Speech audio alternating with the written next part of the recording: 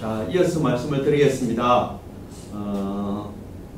우리 전체 10차시 중에서 이번 시간이 바로 10차시. 오늘 강의 중에서는 2차시지만 전체 강의를 본다면 10차시 마지막 시간이 되겠습니다.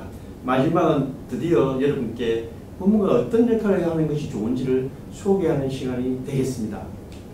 먼저 부모에게 가장 요구되는 것 중에 하나가 자녀에 대한 냉정한 평가입니다. 부모는 자기 자식에 대해서는 냉정하지 못하고 항상 후한 평가를 하죠. 실제로 이런 거 봅니다. 학업과 관련해서 우리 애는 어려운 문제는 잘 푸는데 쉬운 문제를 잘 못 풀어요 라고 하는 부모들이 있단 말이죠. 사실은 어려운 문제는 잘 푸는데 쉬운 문제를 잘 못 푼다는 건 말이 안 되는 이야기죠. 쉬운 문제를 잘 풀면서 어려운 문제를 잘 푸는 쪽으로 나아갈 수밖에 없기 때문에 단계적으로. 그래서 이거는 자세히 보면 쉬운 문제나 어려운 문제는 다 잘 못 푸는 거죠. 엄격히만 하면. 쉬운 문제를 심화학습을 통해서 잘 다진 다음에 어려운 문제로 나아간다면 어려운 문제 잘 푸는데 쉬운 문제 못 푼다는 말을 할 수가 없는 것이죠. 그래서 자녀의 학업 능력이 뭔지 정확하게 부모가 파악을 못했던 거죠. 그래서 이게 바로 선행학습과 심학습을 혼란하는 경우에 많이 발생하는데요. 여러분 설명을 드리면 학습에 선행학습이 있고 심화학습이 있습니다. 선행학습은 사실은 선행학습 금지법에 의해서 이 선행학습을 원래 하지 못하라고 되어 있어요. 심화학습이 중요한데 예를 들어서 여러분이 더하기 빼기 우리 덧셈 뺄셈 나눗셈 원래 곱셈과 나눗셈을 하려면 덧셈과 뺄셈을 할 줄 알아야 되죠. 맞습니까?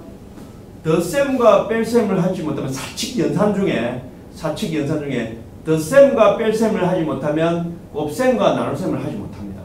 근데 곱셈과 나눗셈은 아주 잘하는데 덧셈과 뺄셈을 하지 못한다. 말이 안 되는 이야기죠. 무슨 말인지 아시겠습니까? 그래서 이 심화학습은 기초학습을 잘 다져서 이게 이 정도면 충분하다. 1단계. 그래서 좀 더 어려운 문제, 난해한 문제로 넘어가는 게 심화학습입니다. 예를 들어서 2 곱하기 3은 6이다. 2, 3은 6. 이렇죠. 그럼 영어는 숫자를 더 많이 알고 23 곱하기 35는 이렇게 더 복잡하게 더 힘든 과정. 두 자릿수, 세 자릿수, 네 자릿수 이 곱셈을 해 나가는 게 심화학습이죠. 이걸 안 틀리고 자연스럽게 할 수 있는 심화학습이 되면 이 분야는 더 곱셈은 얘가 확실히 안다. 그래서 세 자리 곱셈도 정확하게 푸는 애가 한 자리 곱셈을 못한다는 게 말이 안 되잖아요. 구셈을 외우면 구구단만 외우면 다 아는 걸. 그러니까 심화학습이 이 어려운 문제 잘 푼데 쉬운 문제 못 푼데 말이 안 된단 말이죠. 이 과정을 제대로 학습해서 거치지 않았다라고 말씀드릴 수가 있습니다. 그래서 진도만 이 선행학습이 중요하다고 진도만 앞으로 쭉 이렇게 나가면요 기초가 심하고 제대로 다져져 있지 않은데 앞에 선행학습만 쭉 해 나온 거예요. 중학교 1학년인데 중학교 1학년의 어떤 성취 기준에 맞는 수업을 해서 다양한 기초 문제를 다 푼 다음에 심화해서 더 어려운 문제까지 잘 풀게 되면 그 다음 단계로 넘어가는 거예요. 근데 급하게 조금 할 줄 안다면 계속 앞으로 진도를 나가면 나중에는 다른 것도 잘 모르는 대충 이런 거 아니겠나 애에게 알듯 모르듯 하게만 알려주고 시작하는 셈이 된다는 것이죠. 그렇다 보면 애에게 진짜 실력은 길러지지 않게 됩니다. 그 다음에 이 선행학습이라는 게 옛날에는 많이 했는데 지금 선행학습 금지법이 되어 있는데 초등학교는요 1, 2학년 통합단을 1, 2학년, 3, 4학년, 5, 6학년 이래서 학년군을 묶어놨죠. 그래서 5학년, 6학년 이게 학년군이라고 되어 있는데 여러분 3, 4학년이요. 여러분은 원래는 4학년에게 5학년, 6학년 가르치면 안 돼요. 그러나 5학년에는 6학년까지 왔다 갔다 할 수 있도록 되어 있어요. 이걸 선행학습을 하지 않고 학년군 안에서 왔다 갔다 할 수 있는 내용이 들어있어요. 그러나 3, 4학년애가 5, 6학년 되면 선행학습을 하면 안 된다고 되어 있어요. 그래서 부모님 중에 과외나 사교육을 통해서 선행학습을 조금 시키는 부모님도 있는데 그거는 학교에서 배우는 수준보다 애가 뛰어났을 경우에 조금 앞서서 가르치는 개인적으로 할 수는 있지만 원래 공식적으로 학교 공교육에서는 선행학습을 못하게 되어 있습니다. 그러니까 심화학습 위주로 애를 공부를 많이 시키고 진짜 자기가 갖고 있는 그 학년에서 모든 문제를 잘 풀고 이 기초 심화가 잘 다 있다 싶으면 그 다음 단계는 갈 수는 있습니다. 그러나 기초 심화학습을 다지는 게 선행학습보다 더 중요하다는 말씀을 제가 드리고자 합니다. 그래서 초등 5학년 학생이 5학년 수학을 잘한다고 6학년 과정을 바로 공부하는 게 아니라 심화학습을 잘 다진 다음에 완벽하게 알면 6학년으로 넘어갈 수 있게 되는 그런 계기라는 거죠. 그래서 기초를 잘한다 해서 바로 선행해서 그 다음 단계에 넘어가는 게 아니고 이거 심하죠. 더 어려운 거 더 어려운 거 해서 이걸 자세하게 자기 걸 다 다진 다음에 그 다음 단계로 넘어가는 게 좋다. 그런 말씀을 드립니다. 이걸 좀 더 구체적으로 예를 들면 김연아는 피겨 선수 김연아를 모르는 사람은 없겠죠. 김연아가 쉽게 타면서 세 바퀴를 도는 게 있어요. 그걸 트리플 러치라고 하는데 세 바퀴를 돌면 처음부터 세 바퀴를 도는 게 아니고 한 바퀴 잘 돌면 그 다음 두 바퀴 연습을 하고 두 바퀴 잘 돌아야 세 바퀴 도는 연습을 하겠죠. 그런데 한 바퀴 한번 잘 도는 데서 처음부터 세 바퀴를 넘어가면 안 된다는 거죠. 한 바퀴를 한 바퀴 딱 돌 줄 알았다. 자, 그 다음부터는 니는 한 바퀴 돌았으니까 두 바퀴 돌아봐. 두 바퀴 돌았다 그럼 세 바퀴 돌아봐. 이러면 안 되는 거죠.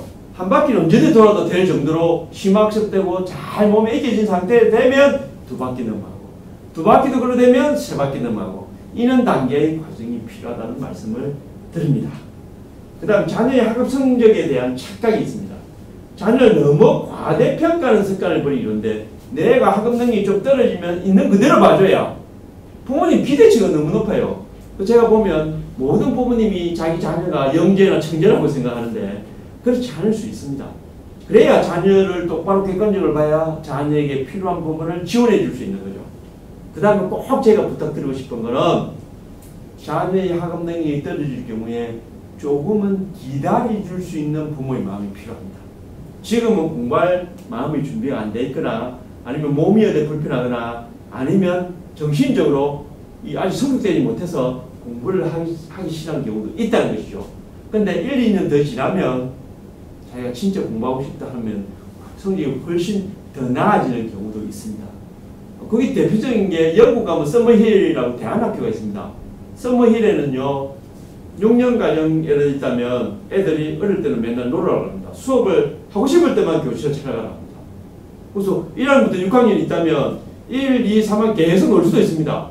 6년 과정인데 선생님은 수업 중에 기다리고 있어요. 빼는 안 갈 수 있어요. 맨날 놀이를 개발하고 뭐로 놀까 이 공리를 한단 말입니다. 그런데 어느 날 애들이 공부를 하고 싶어요. 그러면 6년 동안 해야 될 공부를 5학년, 6학년 나이가 되면 6년치를 한꺼번에 빠르게 1, 2년 만에 다 습득하는 걸 볼 수가 있다는 것이죠. 왜냐하면 지가 하고 싶어서 하는 거니까. 그렇게 자기 스스로 학습 의지를, 의욕을 갖도록 만드는 것도 부모의 역할 중에 중요하다고 말씀드릴 수 있습니다.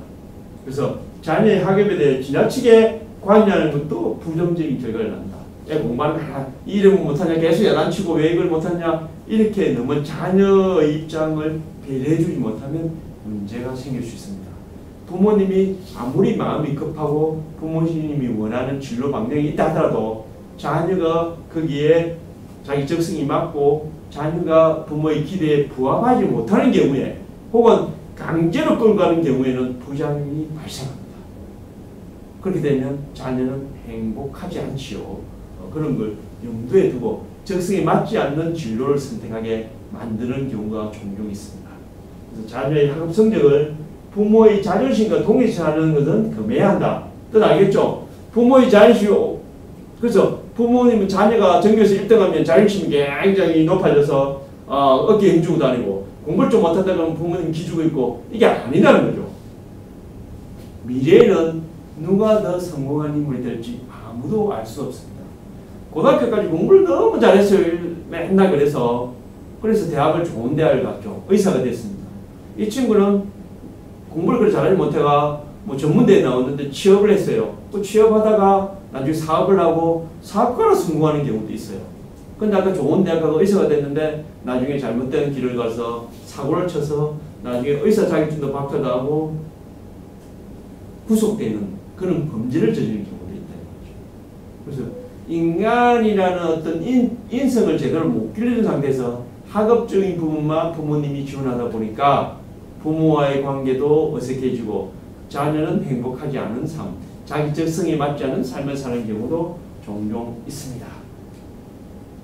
그 다음에 자녀의 진로 정보에 대한 관심을 부모님이 많이 갖는 것이 중요한데, 자녀의 진로 교육에 대해서 정보를 어디에 얻느냐라고 하니까, 여러분과 같은 그 학부모들한테 제가 몇 사람한테 물어보니까 이웃 사람한테 얻거나 혹은 지가 경험하거나 자기 자신 스스로 부모님이 경험하거나 아니면 학교에서 나오는 그런 정보 아니면 인터넷에서 검색하는 정보 있는데 제대로 된 정보를 갖지 못하는 경우.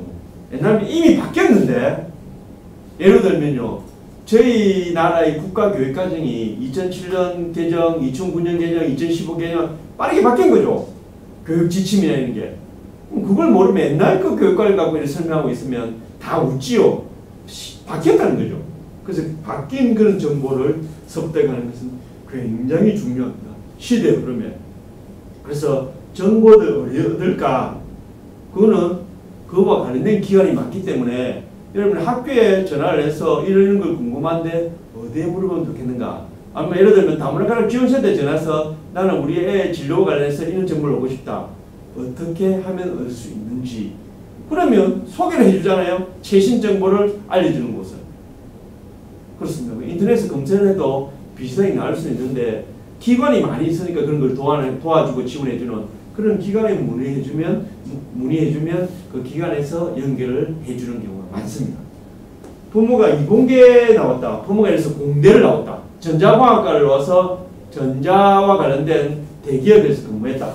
그런데 자기가 대기업 이사도 되고 월급도 잘 받고 편안한 삶을 살았다.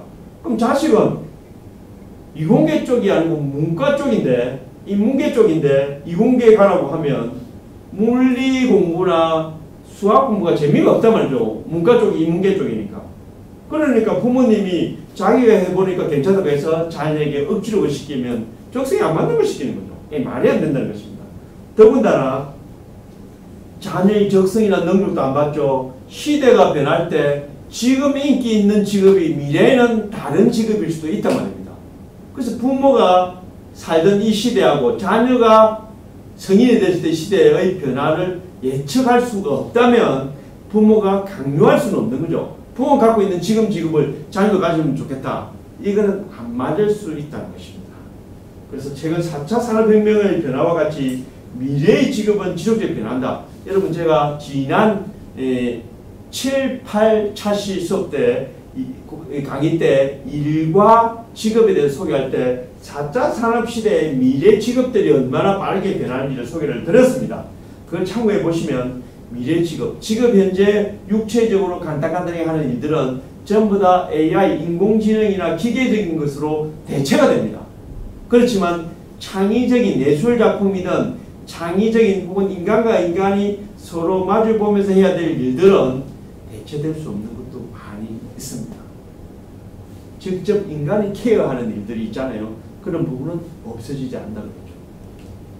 그 다음에 정보 마인드가 없는 부모가 좋아하는 직업을 제가 소개하면 사자다는 거죠. 의사, 한의사, 판사, 변호사 다 사자죠. 교수도 박사잖아요. 박사, 사자다는 거. 교사, 공무원 이런 사람들을 부모가 좋아하는 직업은 이는 안정적이라고 보고 전문직 안정적이라고 보지만 자녀가 여기에 부합하는 적성을 갖고 있지 않다면 능력을 갖고 있지 않다면 이런 직업은 그림의 떡이죠.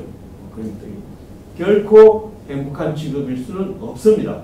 그래서 부모의 바람과 아이의 적성이나 소질은 다른 경우도 많다. 딱 일치하면 참 좋을 텐데 부모와 자식은 다른 사람이잖아요. 이게 일치 않을 확률도 매우 높습니다.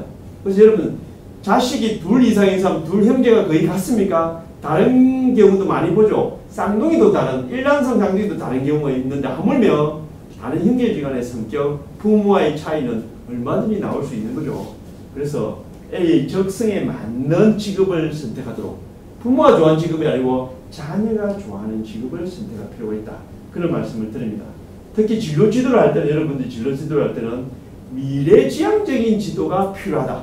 미래지향적인 부모와 지금 입장에서 그래서 여러분이 지금 제가 예를 들면 20년 전에 선호하던 직업 대학 갈 때 말이죠. 예를 들면 그리고 우리 애가 클 때는 지금 자녀가 11살 예를 들어서 11살 초등학교 4학년 11살이라면 직업을 구하려면 10년, 15년이 넘게 지나야 됩니다.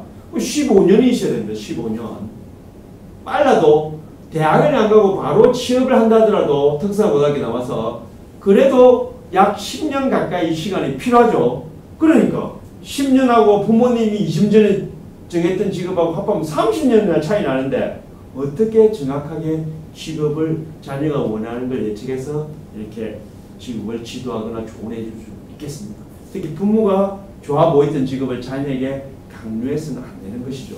그래서 외국 교육 사례 제가 지난번에 소개를 드렸습니다. 외국의 교육 사례가 7, 8차시입니까? 아니면 5, 6차시쯤에 외국의 교육 사례를 제가 4개국을 소개해 드렸죠. 기억나십니까? 미국, 핀란드, 프랑스, 일본 4개국의 진로 교육 사례를 소개했습니다. 그런 정보를 통해서 최신 진로 및 직업 정보에 대해 관심을 갖고 혹은 신문이나 언론에 나오는 것들 그런 정보 인터넷상에서 이렇게 새로운 정보들이 직업에 나오면 그런 걸 스크랩해 갖고 애에게 제가 그랬죠. 만들어서 애에게 전해주면 좋다.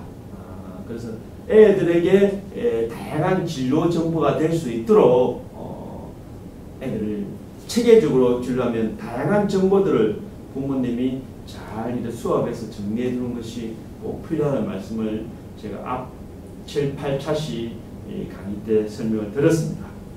밑에 그림만 보시면 자녀와의 다리 시작되어 있는데 이게 바로 30년 차이 난다는 그 의미인데 제가 실제로 경험했던 겁니다.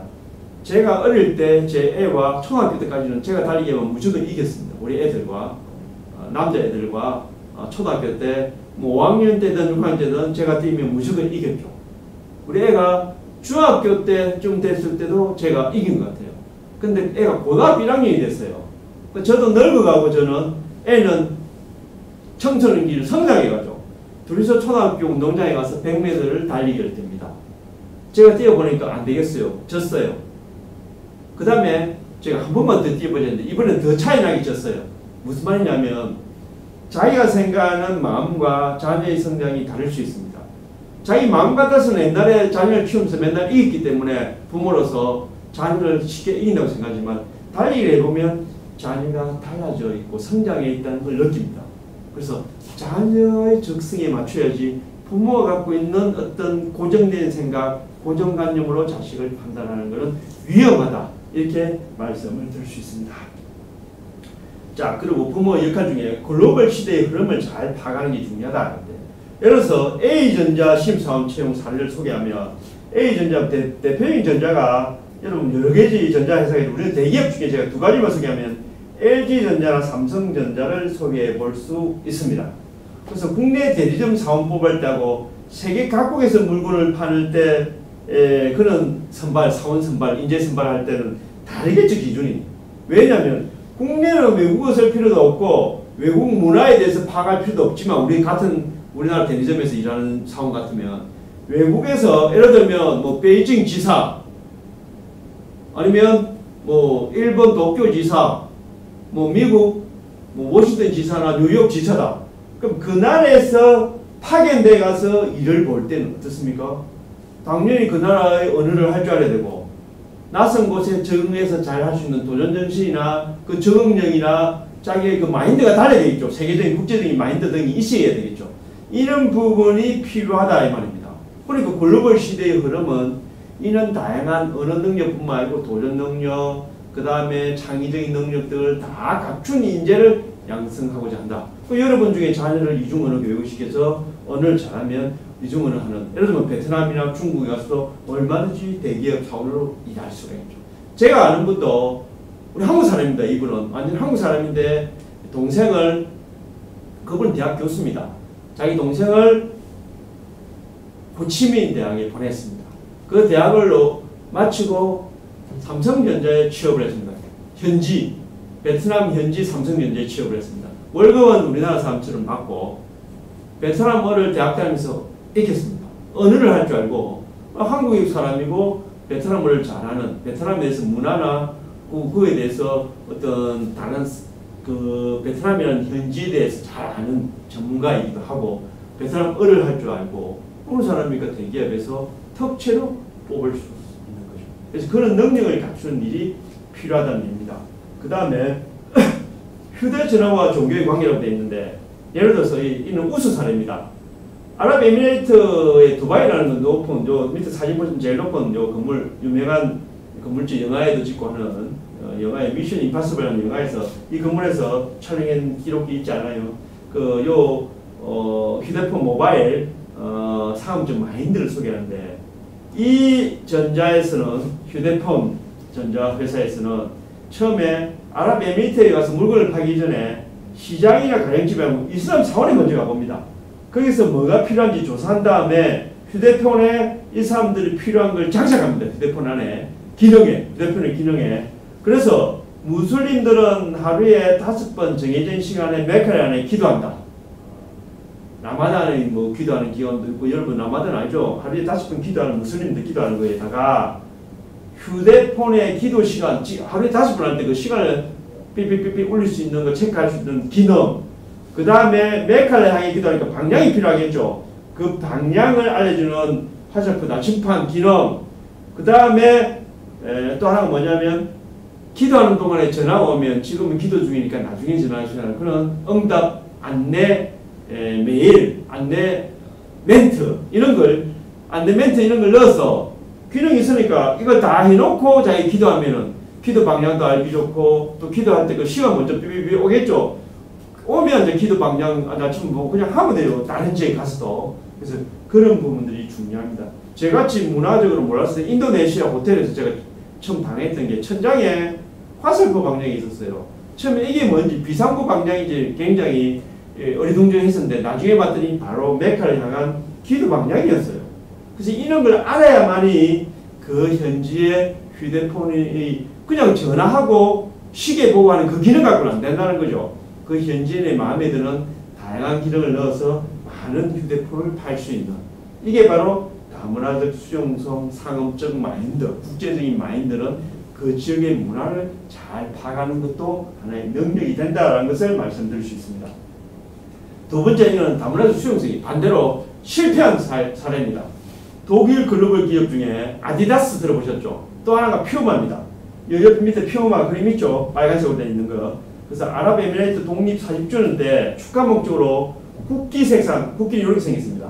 국기 4가지 색상, 녹색, 하얀색, 검은색, 왼쪽에는 빨간색 이 4가지 색상에 있는 걸 활용해서 운동화를 무늬를 넣었어요. 운동화에. 그랬더니 난리가 났어요. 그날에.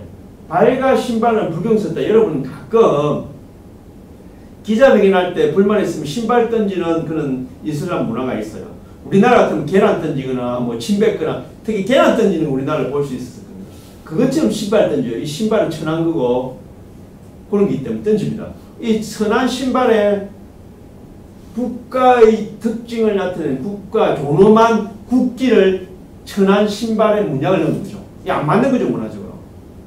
우리 한국의 태극 문양을 신발에 넣으면 이건 별로 이상하게 생각 안 해요, 우리나라. 그러나 아랍에미레이트는 큰 난리가 났던 거죠. 그 문화의 수용성이 없었던 거죠. 그래서 국가 모독이라고 불매운동이라고 결국 할 수 없어 퓨마에는 공식 사과도 하고 운동화는 전량 회수해서 폐기했다. 그 손해가 얼마나 많겠습니까? 이게 바로 국제적인 마인드, 다문화적 수용성이 없었기 때문에 생긴 문제였습니다. 자, 이게 자율과 경제의 시대에 지금 들어와 있는데 20년 전에는 한의사나 변호사나 등의 직업이 의사나 이런 게 참 좋았는데 지금은 경쟁 논리, 의사지만 모든 의원, 병원들이 다 잘 되는 게 아니고 문 닫는 데도 있습니다. 한의사도 마찬가지죠. 한의원이 잘 되는 데는 줄을 쓰고 예약을 하는 그냥 한의원이 있는 반면에 팔이 날리는 한의원도 있습니다. 실제로. 경쟁사에서. 자녀가 무한 경쟁에서 이길 수 있는 거. 무한 경쟁에서 이기려면 자기의 능력을 극대화시킬 수 있는 직업을 선택해야 되고 자기가 좋아하는 직업을 선택해야 그 직장에서 살아남겠죠. 그래서 자녀의 적성과 능력을 극대화할 수 있는 직업을 선택하도록 안내하고 지도하고 앞으로 안전대 직장을 구하기는 더 어려질 걸로 예상되기 때문에 무한경에서 이길 수 있는 역량을 배양하도록 가르치고 그다음 자녀의 적성과 능력을 극대화할 수 있는 직업을 선택하도록 지도하고 안내할 필요가 있는 것입니다. 그 다음에 복합적인 인재 육성을 기르는 게 더 중요하다. 예를 들면 스포츠에는 멀티플레이를 원하는 그 다양한 야구선수다 그러면 1루수, 2루수 아니면 외야수 어디에 갖다 놔도 다 할 줄 안다면 그 사람은 더 선호하겠죠. 비슷한 역량이라면. 직장인도 마찬가지입니다. 멀티플레이면 어떤 기능 말고 다른 거 하죠. 저 그거 못하는데요. 뭐 쓰임새가 작아지면 그만큼 그 사람이 역량이 떨어진다는 거죠. 그래서 청년 A가 있고 B가 있는데 청년 A는 명문대, 예를 들면 서울대 전자공학과를 전자공학과 출신이고 성적도 아주 좋다. 그런데 자기 대학 출신인 것만 자랑하고 일은 잘 못하고 행정일이나 이런 거 잘 못하고 영어 실력도 떨어진다. 그에 비해서 B는 대학은 지방대에 있는 중위권 대학이 나왔지만 성적도 좋고 IT와 관련된 자격증도 많고 대학 시간에 교환학생 캐나다 가고 영어도 잘하고 다른 나라 여행도 많이 가고 도전 정치도 있고. 여러분 학번을 보고 A를 뽑겠습니까? 아니면 이 사람의 능력을 보고 B를 뽑겠습니까? 지금은 바로 B를 선호하는 시대다. 말하자면 꼭 명문대 성적을 통해서 가야만이 성공하는 건 아니다라는 걸 여기서 보이죠. 끊임없는 노력이죠. 여기서 여러분 대학교 다닐 때 캐나다에 교환학생 보내려면 여러분 돈을 좀 지원해 줘야 되겠죠. 애가 해외여행 다양한 경험을 한다면 여기도 여러분 부모님이 좀 케어가 들어가야 되고 뭐 애 경비도 좀 줘야 되고 자녀가 다양한 경험하도록 지원을 해야 되겠죠. 관심을 갖고. 그러니까 결국 부모님의 역할이 자녀가 다양한 경험을 하면서 어떤 역량 뭐 요즘 같으면 스펙 쌓기라고 표현하기도 하지만 다양한 체험과 경험을 통해서 도전 정신이나 외국어 능력이나 이런 역량을 기를 수 있도록 도와주는 게 부모의 역할이기도 합니다. 그래서 글로벌 인재 육성 요건을 부모님이 볼 때 국제 감각을 익히는 것. 그리고 아까 국제 감각을 잘 익힌 다문화적 수용성이 높은 우리나라 전자기업은 아랍에미리트에서 성공했고 퓨마라는 스포츠 기업은 실패했고 그 사례를 제가 드러났잖아요. 그래서 국제 감각을 익히는 것. 그래서 개방적인 태도와 문화적 맥락을 이해하는 능력, 이 도전 정신도 포함됩니다. 그래서 경험과 교육이 필요한데 부모님이 바로 이 역할을 해야 된다. 외국 능력도 영어를 하는 걸 보편적으로 영어 능력을 필요로 하지만 다른 외국 능력도 굉장히 중요하다. 베트남어나 중국어도 너무나 중요하다. 익히게 되면 그 사람이 하는 역량이고 능력이죠. 그러면 예를 들어서 베트남어를 익힌다. 그러면 개인에게 이 엄마 나라의 언어를 익힐 수 있는 예를 들면 그러면 언어매라는 게 그 문화도 그 언어 속에 내재되어 있죠. 문화적인 배경도 그런 것까지도 알려주고 그래서 문화적 다양성을 소화할 수 있는 이것도 부모님이 지도해야 된다는 것이죠. 그 애가 관심을 많이 갖도록 도와주고 이런 능력을 기르게 되고 아니면 친정 갈 때 애를 데려가서 베트남 구경도 시키려고 한다면 애의 역량은 빠르게 길러지고 신장될 것이죠. 그 다음 전문성, 확대된 전문성. 마케팅에 대한 이해와 경험 그리고 문화적 특성의 현지화 응용력 이런 것도 경험과 교육 비슷한 겁니다. 국제 감각하고도 연관되어 있고 마케팅하는 물건을 파는 사람 이런 부분이라면 전문성을 확장시키기 위해서 다양한 현지화에 대한 노력 응용. 그래서 사실은 삼성전자 같은 데도 연수를 직원들을 해외 파견하기 전에는 여러 30시간, 50시간 아니면 더 많은 시간, 200시간 이렇게 베트남어나 베트남 문화에 대해서 연수를 시킨 다음에 그런 인재들을 길러놨다가 나중에 현지로 보내죠. 그런 게 연수 과정 속에 기업에는 있습니다. 그래서 베트남 현지 공장에 파견내 보내는 직원들은 미리 베트남어와 베트남 문화를 공부하고 가는 걸 경험한 적이 있습니다. 제가 그분들 연수할 때 가서 강의를 한 적이 있기 때문에 그 내용을 잘 알고 있습니다. 그래서 자녀를 글로벌 인재 육성에 위해서는 부모의 지원이 아주 중요하고 필요하다. 그런 말씀을 드리고 그 다음에 진로 교육을 위한 부모의 마음 자세는 우선 글로벌 시대라는 글로벌 마인드를 깊이 이해하는 부모. 시대적으로 맨날 하루 먹고 하루 살기 바쁘고 바깥 세상만 하던 뭐 안에 있으면 같이 있지 말고요. 뭐 인터넷 세상을 통해서 세상을 볼 수도 있고 아니면 언론, 신문 기사나 언론을 통해서도 세상이 바뀌어가는 걸 부모님이 좀 파악하고 이해하는 능력이 필요하다는 거고 그 다음에 자녀하고 대화를 자주 하고 자녀의 생각도 그러나 이해하고 존중해주는 그런 부모. 그래서 1번 자녀와의 대화 시간을 늘려라. 대화 시간은 특별하게 밥 먹으면서도 밥상머리 교육이라는 게 있잖아요.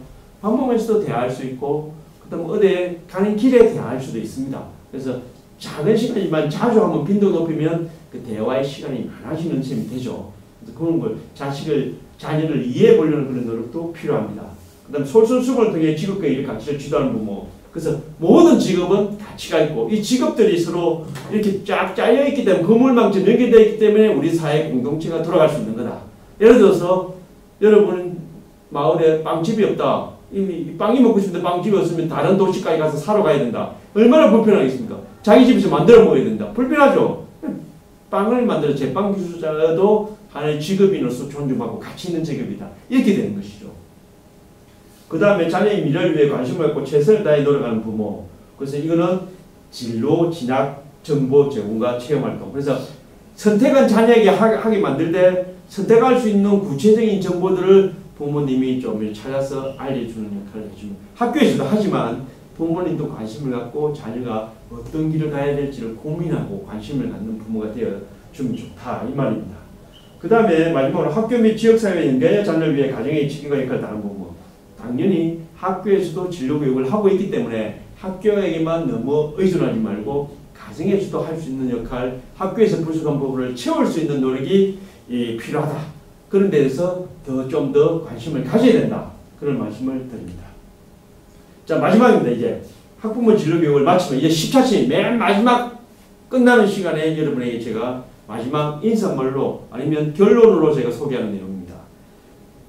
여러분, 자녀의 진로교육에는 왕도는 없습니다. 이렇게 해야 된다. 이런 기준은 없는 거죠. 애의 특성, 애의 성격, 애의 적성이나 애가 좋아하는 거나 다 달라요. 가정 형편, 가정 환경 다르고 부모도 성격이 다 달라요. 그렇게 이렇게 해라. 하나의 틀이 있으면 얼마나 좋겠습니까? 그건 없다는 것이죠. 그렇지만 제일 중요한 것은 부모의 사랑과 관심은 보편적입니다. 자녀가 어떤 애고 어떤 적성이고 이런 다 필요 없습니다. 그 자녀에 대해서 부모의 사랑과 관심은 모든 자녀에게 올바르게 성장하는 하고 또 자기가 적성에 맞는 진로를 선택하도록 이끄는 힘이 되는 것은 사랑과 관심입니다. 이건 틀림없습니다. 사랑 갖고 관심이 있으면 자녀에도 뭐라도 하나 더 해주려고 하고 노력하다 보면 체험활동에도 데려가고 진로 정보도 찾아서 안내하고 이런 마음이 생기는 거죠. 그래서 관심과 사랑이란 말은 자녀에 대해서 교육적 지지, 교육적 지원이 그게 같이 결부될 수밖에 없다는 뜻입니다. 두 번째는 지혜롭고 사랑이 충만한 부모대로 함께 고민하고 노력하는 것이 필요하다. 부모도 노력을 해야 된다는 것입니다. 어떻게 하면 우리 자녀를 위해서 내노력할까? 부모 스스로 많은 노력을 해서 좋은 부모가 되려는 그런 의지를 가져야 된다. 자, 끝으로 자녀의 성장과 준례는 타고난 자질이나 능력도 중요하지만 환경적인 요인이 아주 크다. 그래서 가정이 화목해야 애가 열심히 공부하는 경우가 많죠. 부모님 맨날 싸우는데 그 속에서 애가 정서적으로 밝고 맑게 클 수가 없는 환경이죠. 그런 걸 생각해 본다면 우리가 학습 분위기라는 게 있습니다. 집에서 부모님 맨날 싸우고 시끄러운데 자기 방에 들어가서 공부를 열심히 한다. 안 되겠죠. 공부할 수 있는 여건, 자기 미래 직업 찾기에 열심히 자기가 자기 진로를 선택하고 진로를 설계하는데 도움을 주려면 화목한 가정을 만드는 노력도 반드시 필요하다. 그래서 가정에서 부모의 역할이 자녀의 미래를 결정한다. 자녀 스스로 이겨내는 데는 진짜 몇 명 안 됩니다. 100명이 한두 명도 안 될지 모릅니다. 그러나 부모의 사랑과 관심과 지원 속에 크는 애들은 대부분 자기의 진로 설계를 바르게 좋은 방향으로 할 확률이 그만큼 높아집니다. 여러분들께서 직장을 갖고 계시고 또 가정에서도 가사일이 많지 않습니까? 그런 많은 일 속에서도 자녀가 올바르게 크고 또 자녀가 여러분 부모님보다는 좀 더 좋은 직업, 좀 더 행복한 생활을 하도록 여러분이 끊임없는 관심과 사랑을 베풀어 주면 좋겠습니다. 사실 저도 이 부분에 대해서 얼마나 많이 그렇게 살고 있는가라고 저한테 물으신다면 저도 그 부분을 노력하고 있다라고 말씀을 드릴 수 있습니다. 저도 방금 제가 이야기한 것들은 저도 실천하면서 많은 노력을 하고 있는 부분이라서 여러분에게 제가 생각하는 부분을 그렇게 말씀을 드렸습니다.